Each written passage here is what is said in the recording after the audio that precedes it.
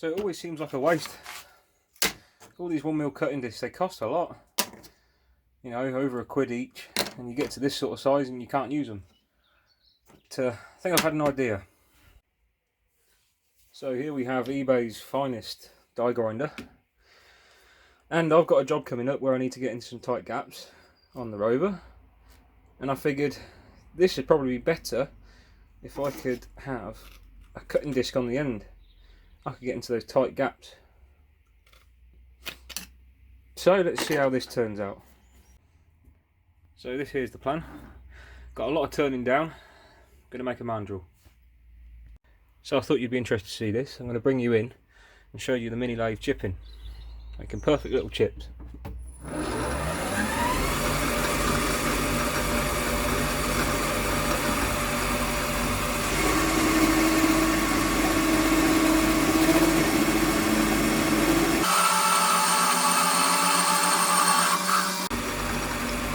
That's how it's done.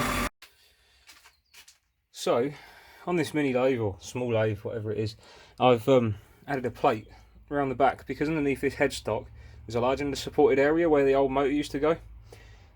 So I've bolted a piece of, it must be what, 6mm plating with M6 cap head screws all the way around. What it's done is improved the rigidity a lot. So now I'm going to show you that by parting off, which is not something you can normally do, or at least not easily in a mini lathe. Especially on steel. So I'll just bring it in. I'm going to leave some extra material on to turn off. Not too much though, because or else it's just going to cause more cleanup work. So it's really important to have plenty of coolant or lubricant when parting off. And also I've got the lathe in low gear. I'll lock the carriage down so it can't move. And we'll run it at a moderately slow speed to start. Of course we have to increase towards the centre to keep the surface speed up.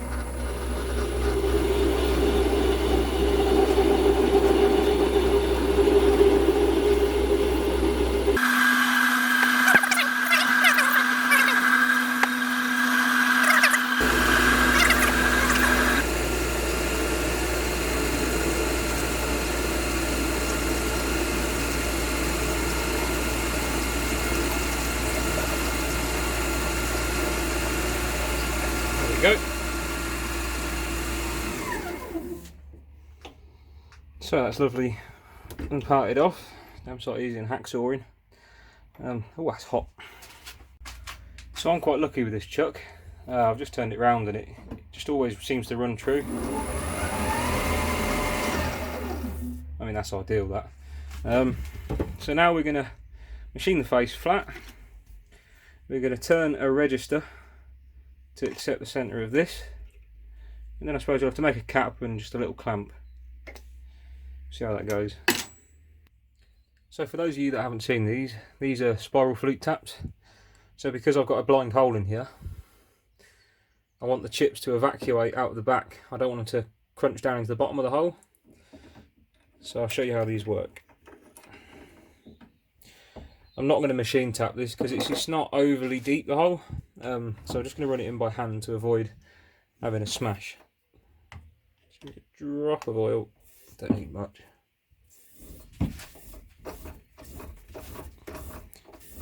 So as I'm sure you can see, make sure you're focused.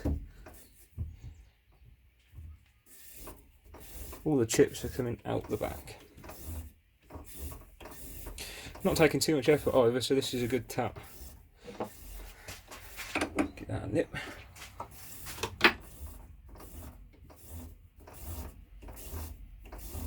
So I don't really machine tap in this lathe too much anymore unless it's a through hole, because the motor's so powerful now that it'll just, well, it just snap the tap.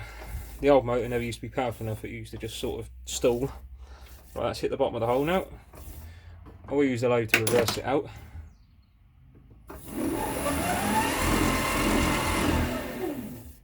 There we go, so now we've got an M6 hole in the end of there. I'll go grab a bolt. Yeah, we've got these little cap head ones. Absolutely marvellous. So that thanks to being a good tap, it allows us to get a decent amount of thread engagement, more than good enough for what we're doing here. And of course, this particular bolt has the little spring washer on, so it will lock. So when I do up the cutting disc, it's far less likely to come undone. Of course, with the direction of rotation, it will tighten up anyway, but I just feel a lot better with that. So, finished product. I didn't really show making this little disc, because that's all it is. As you can see, on the side that's going to clamp the actual cutting disc, I've just recessed the face of it a little. So once it clamps, it definitely clamps on the disc and it doesn't pull in and just clamp on this surface, so it really grabs. See, I've just made this little M6 bolt. I'll show you how it all goes together.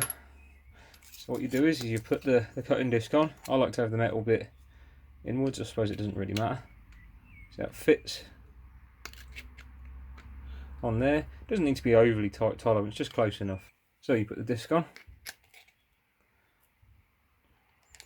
You can just drop that little bolt in the centre. Obviously in the die grinder this would be held onto and you could really tighten it up, but just like an angle grinder you can hold the disc and tighten it and it still goes really tight, and that's it. Obviously it's the sort of item that you want to wear eye protection if not face protection with, because you're not going to have a guard on the cutting wheel. Although I should think being a much smaller diameter, it's going to be a little less dangerous, a little bit less prone to grabbing and shattering. But there's only one thing to do now, is just give it a go, see what I think of it. So we've just got a stainless steel washer. We're going to have a go at this, see how it goes.